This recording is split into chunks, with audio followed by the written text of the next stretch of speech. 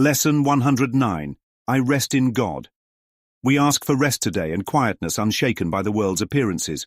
We ask for peace and stillness in the midst of all the turmoil born of clashing dreams. We ask for safety and for happiness, although we seem to look on danger and on sorrow. And we have the thought that will answer our asking with what we request.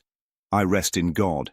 This thought will bring to you the rest and quiet, peace and stillness, and the safety and the happiness you seek. I rest in God. This thought has power to wake the sleeping truth in you, whose vision sees beyond appearances to that same truth in everyone and everything there is. Here is the end of suffering for all the world, and everyone who ever came and yet will come to linger for a while. Here is the thought in which the Son of God is born again, to recognize himself. I rest in God. Completely undismayed, this thought will carry you through storms and strife, past misery and pain, past loss and death, and onward to the certainty of God. There is no suffering it cannot heal. There is no problem that it cannot solve. And no appearance but will turn to truth before the eyes of you who rest in God. This is the day of peace. You rest in God, and while the world is torn by winds of hate, your rest remains completely undisturbed. Yours is the rest of truth. Appearances cannot intrude on you. You call to all to join you in your rest, and they will hear and come to you because you rest in God. They will not hear another voice than yours because you gave your voice to God, and now you rest in Him and let Him speak through you. In Him you have no cares and no concerns, no burdens, no anxiety, no pain, no fear of future, and no past regrets. In timelessness you rest, while time goes by without its touch upon you, for your rest can never change in any way at all. You rest today, and as you close your eyes, sink into stillness. Let these periods of rest and respite reassure your mind that all its frantic fantasies were but the dreams of fever that has passed away. Let it be still and thankfully accept its healing. No more fearful dreams will come now that you rest in God. Take time today to slip away from dreams and into peace. Each hour that you take your rest today, a tired mind is suddenly made glad. A bird with broken wings begins to sing, a stream long dry begins to flow again. The world is born again each time you rest, and hourly remember that you came to bring the peace of God into the world, that it might take its rest along with you. With each 5 minutes that you rest today, the world is nearer waking. And the time when rest will be the only thing there is comes closer to all worn and tired minds, too weary now to go their way alone.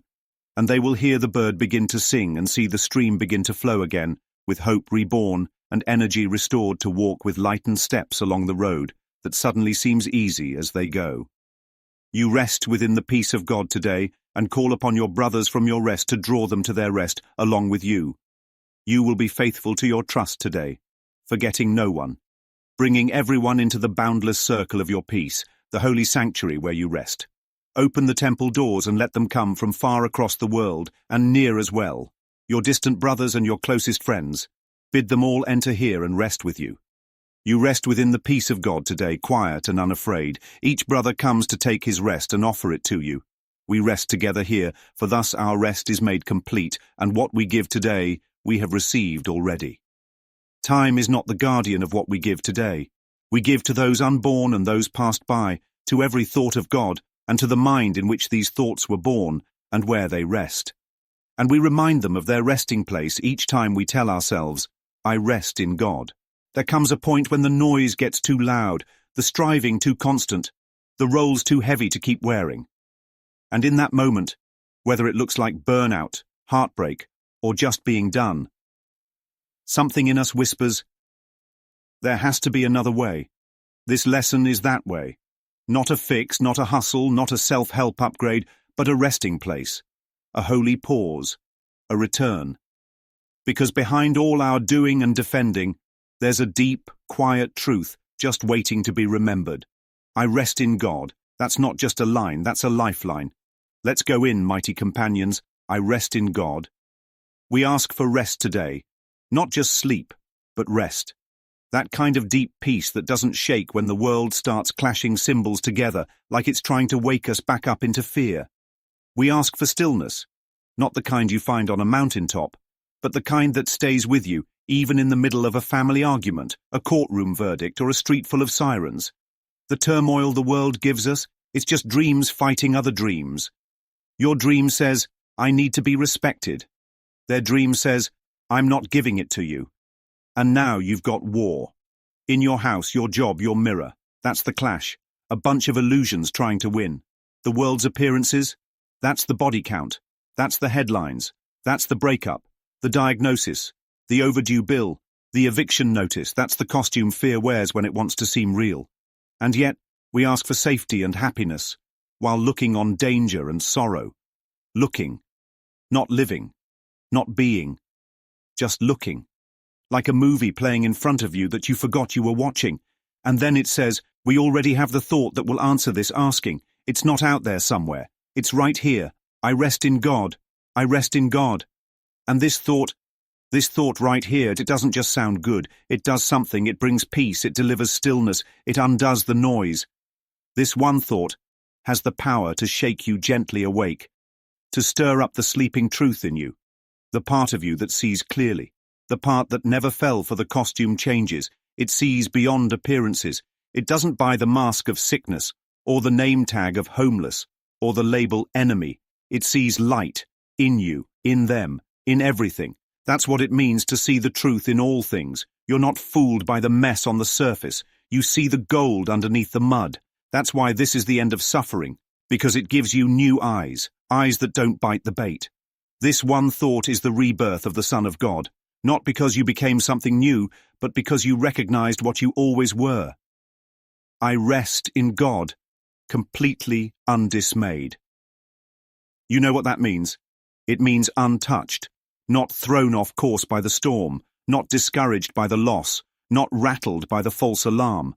This thought, I rest in God, will carry you through hell, and you'll come out smelling like heaven.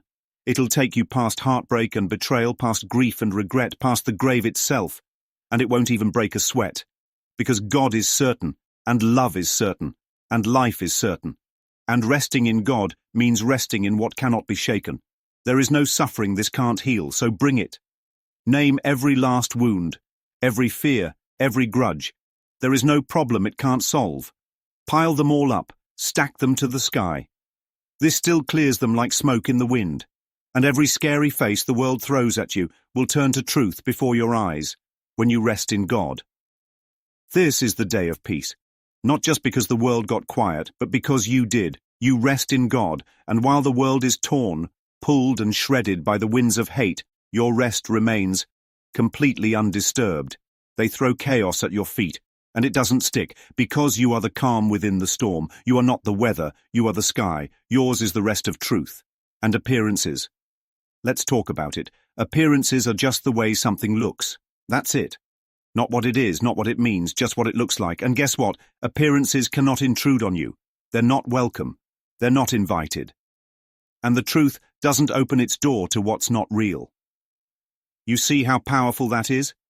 The appearance of betrayal can't intrude. The appearance of illness can't intrude. The appearance of fear. It shows up uninvited and leaves untouched. Because you rest in God.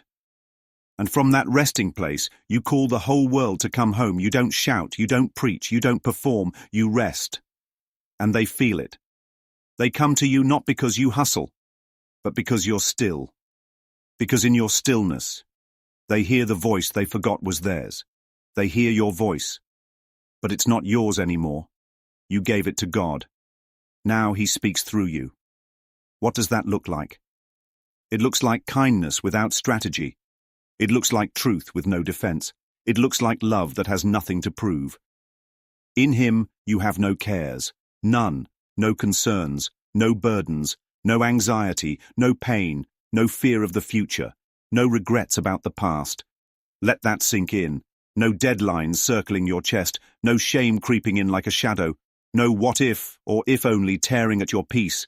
In timelessness, you rest, while time keeps ticking by, without laying a single finger on you. Because the rest you found can't be changed, not by time, not by circumstance, not by anyone's opinion. You rest today. And when you close your eyes, don't strain for something to happen. Just sink into stillness. Let the water carry you. Let the silence catch you. These moments of rest are not weakness. They're recalibration. They're healing. Let your mind be reassured that all its wild hallucinations were just the fever dreams of a mind overheated with fear. And now, the fever has passed away. Let the mind be still. Let it accept the healing. Let it breathe. No more fearful dreams will come, not when you rest in God. And each hour you take your rest today, the world is made glad, not because you did something, but because you stopped. A tired mind, one that's been grinding and gripping and grasping, is suddenly made glad. Like a sigh that reaches the bones, a bird with broken wings begins to sing again. Not because it can fly, but because it remembers it was made to sing. A stream, long dry, begins to flow again. The world is born again, not because anything outside changed, but because you remembered peace. And peace rewrites the script. Each time you rest, you remind the world of its own source. You remind yourself you came here to bring the peace of God into the world, not by preaching it, but by being it. So the world might rest with you and be made whole.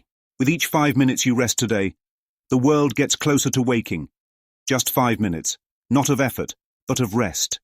And every worn-out, weary mind, too tired to fight, too lost to hope, too heavy to keep dragging its old story, gets a breath of something different. They hear the bird begin to sing. They see the dry stream move again. They feel hope, reborn, energy, restored. And that's not poetic fluff. Hope reborn means they start to believe again in something true, not in people or outcomes or systems, but in the quiet presence that's never failed them. Energy restored means they're no longer pushing a boulder up a hill. They're being carried by light, by grace, by the memory of who they are, and suddenly the road doesn't feel impossible anymore. It feels light, easy, not because the world changed, but because they did. You rest within the peace of God today, and from that rest you call your brothers. You don't call them with demands, you don't call them with sermons, you call them by being still, and they feel it. You are faithful to your trust today, forgetting no one, leaving no soul behind.